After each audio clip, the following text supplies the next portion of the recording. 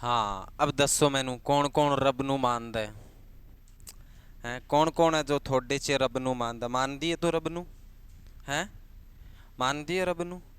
बीबी रजनी किने किने देखी है? कहानी कौन देखी? सुनना चाहोगा पूरी कहानी कहीं है?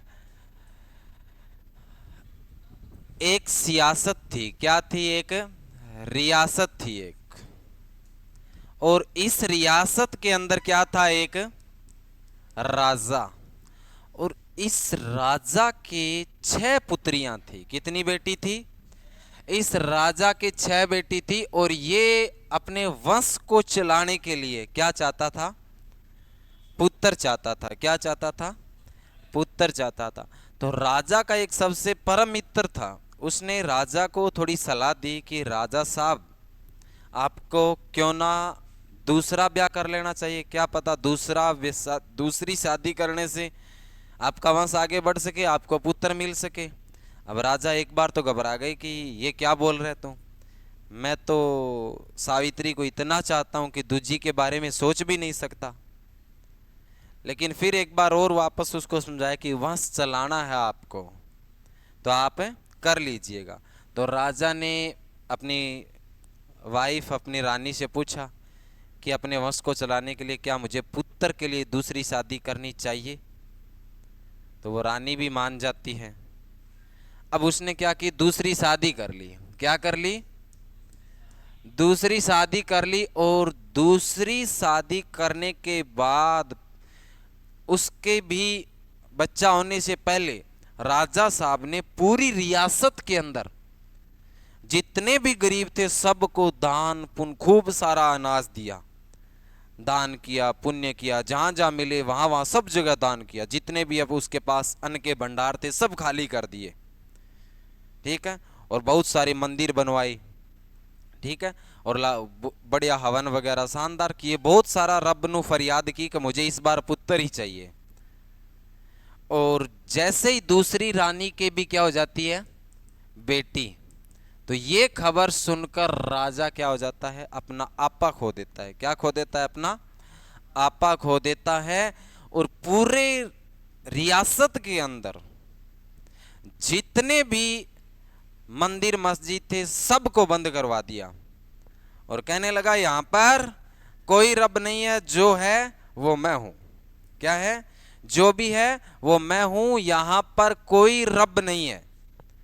और अगर किसी ने रियासत के अंदर रब का नाम लिया, किसी ने भी रब्बा को याद किया, तो उसको कोड़े की सजा मिलेगी और रियासत से बाहर निकाल दिया जाएगा। तो पूरी रियासत के अंदर कोई भी आदमी रब का नाम नहीं लेता था। ठीक है। और जैसे ही धीरे, ना ही 7वीं बेटी को वो देखना पसंद करता था राजा, क्योंकि वो चाहता था कि इस बार इतना दान पुण्य किया, वंश को चलाने के लिए पुत्र पैदा होगा।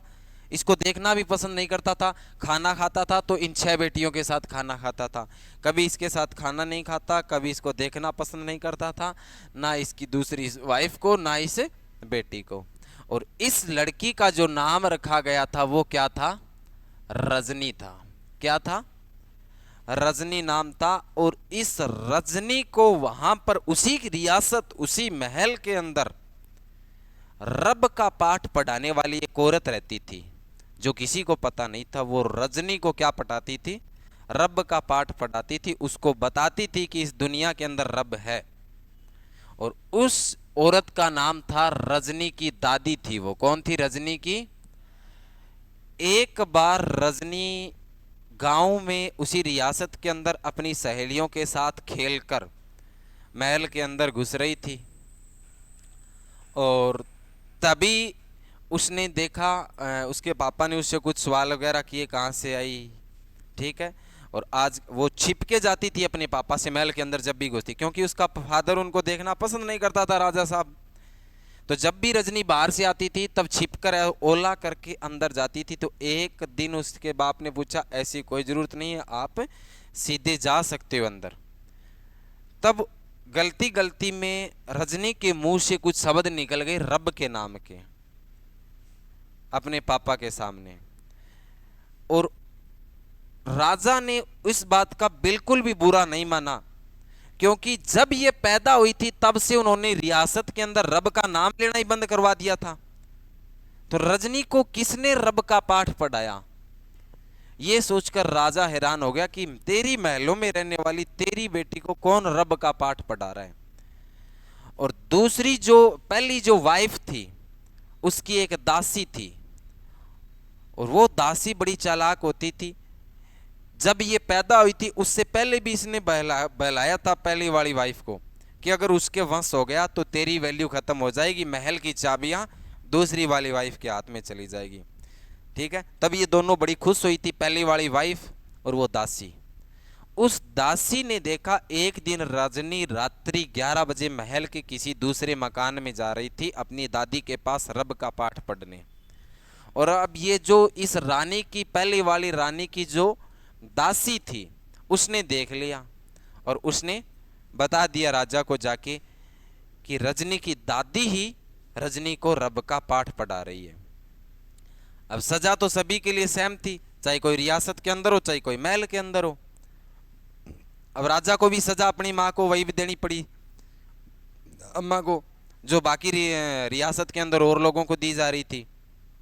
वही महल के अंदर सभी के सामने कोड़े बरसाए गए रजनी की दादी के ऊपर, और कोड़े बरसाने से रजनी की दादी की वहीं क्या हो जाती है, मृत्यु हो जाती है।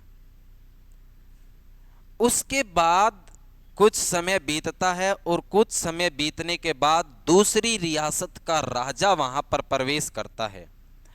और जब दूसरी रियासत का राजा आता है तब ये राजा साहब उनके स्वागत के लिए बड़े ही धूमधाम से तैयारियां करता है कि राजा साहब मेरा परम मित्र आ रहा आज और बड़ी धूमधाम से उनका स्वागत करना है।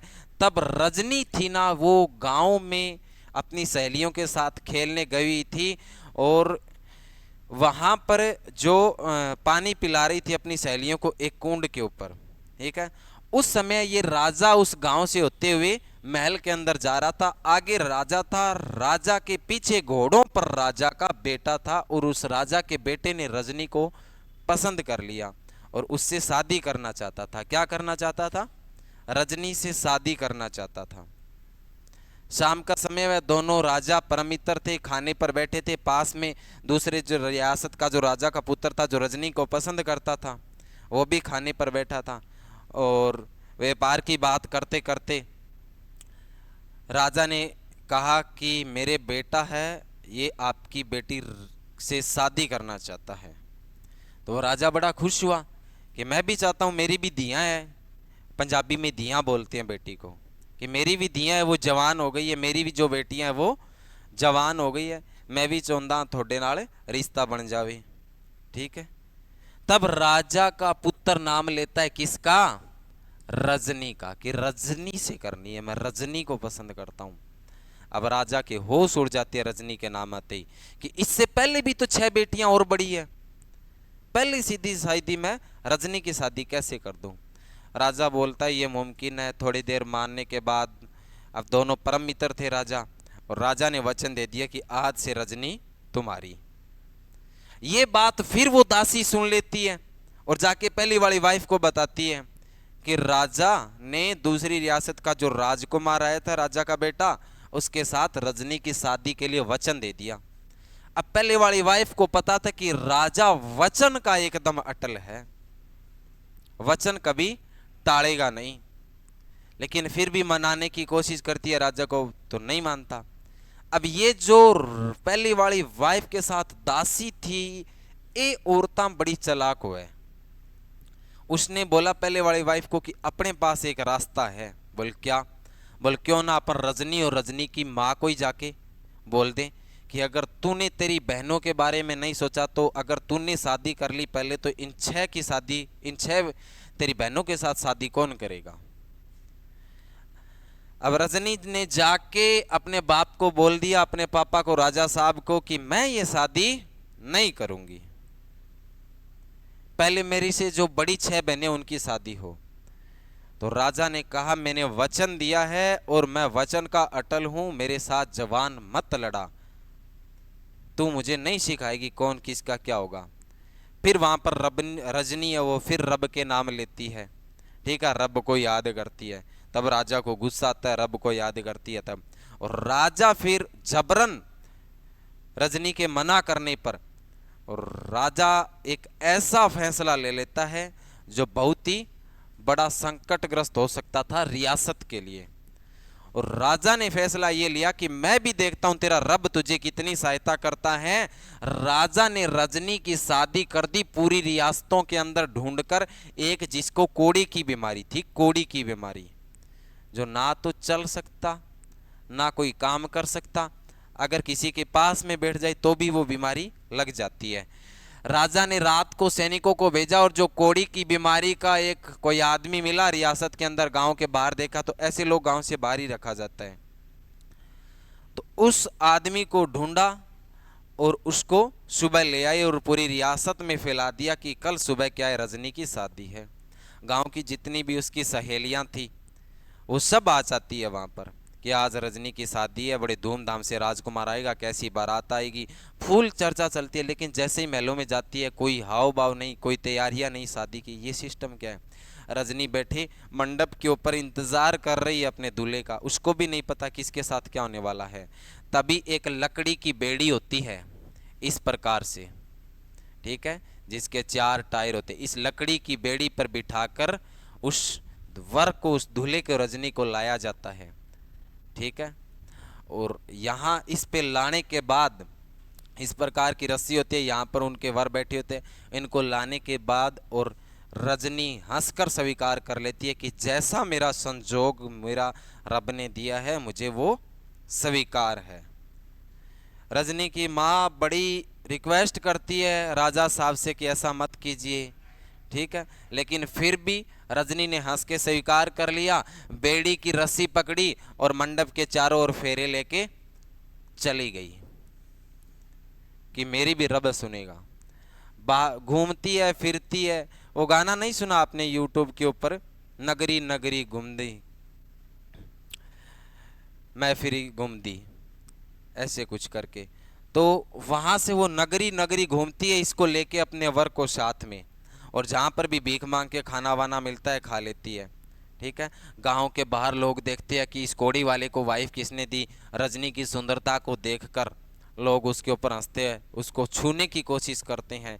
फिर रजनी ने क्या काम किया कि वहां से अपने वर को लेकर कहीं दूर चली गई कि ताकि उसको भी ना करे, और पुराने वराने कपड़े कर लिए पहन लिए ताकि उसको कोई ज्यादा छेड़े भी नहीं, और चेहरा वगैरह था वो बिगाड़ लिया था, उसको लेके निकल गई दूसरे राज्य में। अब दूसरे राज्य में जब भी जाती है कहीं भंडारा चलता है, और उस भंडारे में रजनी उसको कहीं रास्ते पे छोड़ के बोलती है कि मैं खाना लेने जा रही हूँ।